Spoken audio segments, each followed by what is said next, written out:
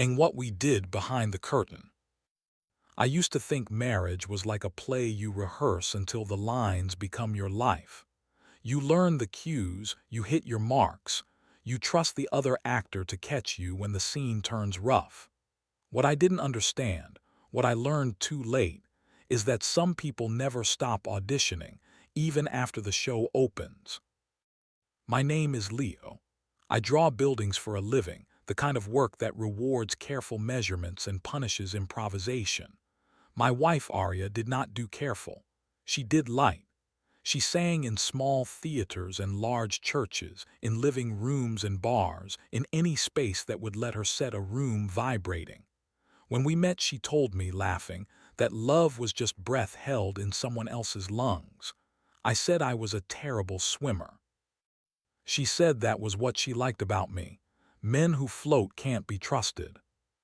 For 7 years, we built a life from matinees and Monday meetings, from grocery lists and overnight buses, from the uneasy geometry of two careers that kept different hours. We were good at the small rituals, her hand always finding my thigh under the table, my mouth always finding the top of her shoulder before sleep. We were less good at the big ones, saving for a future that refused to arrive, agreeing on when to stop. But we loved the way stubborn people love, by refusing to say quit even to each other. The first wrong note came dressed as a compliment. She had landed a role in a new production at a black box theater on Orchard, a minimalist thing with too much fog and not enough chairs. The director's name was Gideon, a man whose shirts never wrinkled and whose hair obeyed him. He shook my hand at the first rehearsal I attended, smiled like we were in on a joke together, and squeezed a beat too long.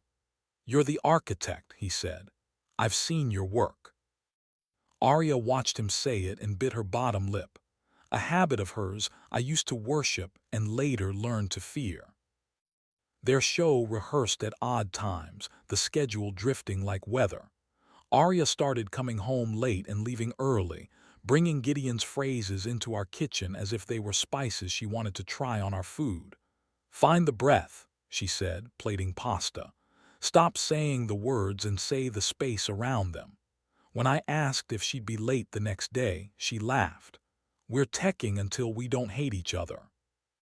Then she kissed me with a sweetness that felt like apology, and left a smudge of lipstick on my collar. I stared at in the bathroom mirror until the water ran cold. I told myself I wasn't jealous. Jealousy felt unmodern, like arguing about long-distance charges or the proper way to fold a map. But jealousy doesn't care about your politics. It cares about the way your wife has started wearing perfume to rehearsal when she used to swear sweat was the only honest scent. It cares about the way her phone now sleeps face down on the nightstand, quiet as an accomplice. The burner phone was not my idea. Fate slid it into my life the way fate likes to, petty, efficient, without explanation. Arya had been asleep on the couch, her hair fanning the armrest, her breath punching small commas into the air. I'd tucked a blanket over her and reached for her phone to set an alarm so she'd wake to brush her teeth. Two phones were there beneath the throw, one hers, one a cheap black thing with a cracked corner, not company property, not a prop. The lock screen lit at my thumb, careless. A message from G, no last name, no heart. "We need to run scene 7 again, without stops. Bring the red dress." There are lines your brain doesn't let your body cross for a few seconds out of mercy. Mine vanished almost immediately. I told myself scene 7 was a rehearsal note. I told myself the red dress was wardrobe. I told myself lies that broke in my mouth like brittle candy. The next day I walked past the theater at lunch. I told myself I was taking the long way to the bank because the light was better. I told myself ridiculous things because the truth felt like an elevator floor sliding out from under me. Through the loading door I could see a hand-painted sign, "No VISITORS," taped to a wall. I could hear music poolsing a beat you can't count unless you're the one who said it. I stood there like a man waiting for a train he won't board, and then I saw them. Arya in the red dress, Gideon in black, both laughing the way actors laugh when their bodies already know each other. I left my body before they touched. I watched from somewhere a foot behind my eyes as they moved together to find a beat they didn't have to manufacture. When his hand slid to the small of her back and she didn't flinch, my brain wrote a note in a language only I can read. This is not acting. That night we ate takeout on the floor and she told me the show was finally breathing. I asked about scene 7 and she didn't blink.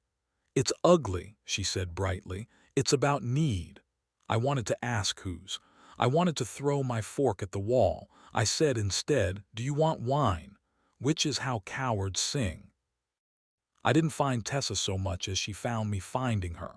Stage managers see you even when you think the balcony makes you invisible. She cornered me in the lobby after a week of me pretending I wasn't haunting the place. She had a headset around her neck like a stethoscope and a pencil behind her ear and a kind of frank face I have always trusted. If you're going to lurk, she said, at least hold a door. Those flats don't move themselves. I held doors, I carried cables. I lifted a road case that made my back shout and felt stupidly saved. Tessa watched me be useful and then pressed a cold bottle of water into my hand. You're Leo, she said. Architect/husband. I nodded. She looked past me toward the stage and dropped her voice almost to tenderness. This is going to hurt, she said, and for 3 seconds I thought she meant the case I had just hauled. When I met her eyes, she didn't look away. We became a habit in the only way people like us can, slow and then all at once. I would drift in during breaks. She would drift toward me with an ease that felt like invitation. I learned that she'd been married once to a violinist who loved his instrument more than she could compete with. She learned that I assumed I could outwork anything, even a person who had already left me in the doorway. We traded confessions like contraband, small, illegal, delicious because of the danger. One night she asked me if I wanted to see how they ran scene 7 without stops. I said no. She shrugged, not unkind, and led me to the booth anyway. The stage was dark except for a diagonal of light that cut it like a secret. Arya and Gideon found each other in that light the way thirsty people find water. They did not kiss. They did something worse. They touched with the relief of people who had always suspected the other would survive them. My hands went dead. Tessa, to her credit, did not pretend to be shocked on my behalf. She squeezed my forearm hard enough to steady me and whispered, "I'm sorry," and I believed she meant it. The first time I kissed Tessa, it was not a strategy. It was a man drowning in the dark who found air that tasted like another person's mouth. We were alone in the green room after a late run, my brain a fog, my chest tight. She said my name once like a question, and I answered by stepping into her. Her lips were cool and decisive. My hands were clumsy with want. She let me fumble until I found a rhythm, then took what she needed with a hunger that taught me how to keep up. We didn't say the names of the people we were betraying. We were too busy saving the people we were making up together, versions of ourselves that could still feel something clean. After, she tucked herself against me with a generosity that made it hard to breathe. "This is a bad idea," she said. "I don't care," I said, and meant both. Secrets gain weight. They tilt rooms. I was learning to live on a slant when fate decided flat ground was boring. It happened at the opening night party, the kind of event where plastic cups pretend to be glass and the punch pretends to be wine. The audience had stood for them, and I had clapped with all the bitterness a person can hide in applause. Tessa was by the bar, professionally smiling at donors she already had in a spreadsheet. Arya was glittering in the center of it all, cheeks flushed, hair wild, dress black now, like a promise she wouldn't keep. Gideon put a hand on her waist in public and my ribcage made a sound I didn't know was mine. Tessa saw the hand. Tessa saw my face. She crossed the room and put a cup in my palm so firmly I looked at it before I looked at her. "Not here," she said. "Choose your battlefield." I chose wrong. I always do when I'm bleeding. I waited until we were home, the city's noise still clinging to our coats, and then I asked a small question like a spark near gas. "Are you in love with him?" She didn't say no. She didn't say yes. She said, "I'm in love with the woman I am when I'm not apologizing." It was scripture. It was a knife. I asked what that made me. "The man who wants me to be softer," she said, and every kind thing I ever did for her lined up like witnesses against me. We fought until the room felt smaller than our anger. We used old quarrels like furniture to throw. She told me my certainty made her feel like a song stuck on repeat. I told her her unpredictability made my body live in a flinch. Somewhere in the middle of all that bad music, we started touching. There are couples who could explain that to you. We are not them.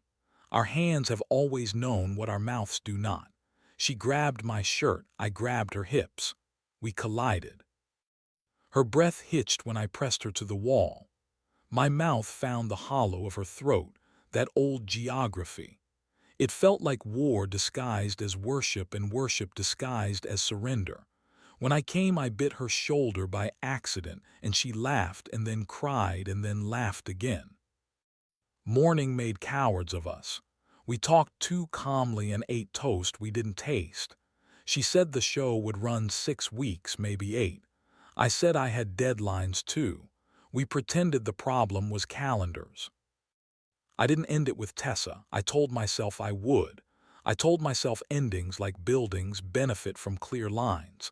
But goodbye is a door you can't always find once a body has memorized another. We kept meeting in corners. We kept making a second kind of life. She accused me exactly once of using her to make symmetry out of my pain. "I want to be the wound," she said, "not your bandage." I told her she was neither. She kissed me for not lying. The scene I never wrote but had to live. Aria, quiet as weather, standing in our doorway one afternoon holding the burner phone. "You know, don't you?" she said. There was no anger in it, only relief. I nodded. "And you?" she asked, and somehow she knew to ask in the second person plural. I looked down. She laughed in a way I hadn't heard since we were 20, young, mean, in love with being unkind and forgiven. "The stage manager," she said. "Of course." She walked past me, set the phone on the counter, and traced the rim of the empty bowl with one fingertip. "We can't keep building houses we don't intend to live in," she said. "We're architects of nothing." We did a strange thing then. We told each other the truth and didn't make it sound like testimony. She told me she loved Gideon in the space that isn't meant to be kept, the temporary paradise you're supposed to visit and leave. I told her I loved Tessa in the space that fixes you just enough to let you go home and hurt correctly. We laughed when we realized we were both describing rehearsal rooms. We did not divorce, maybe we should have. We staged something braver and uglier. We moved the bed to the other wall. We stopped saying always and never. We told each other what our bodies wanted without pretending the answer had to be the same every time. We failed. We tried again. We failed better. We changed rehearsals into something closer to practice. I see Aria with different eyes now. I don't trust her the way I once did, which is to say, I don't trust my story about her and expect her to stand inside it until my heart feels safe. I trust her to tell me when the air in a room is wrong. I trust her to leave the door open when she needs to breathe and to invite me to the threshold instead of letting me sit outside on the stoop guessing.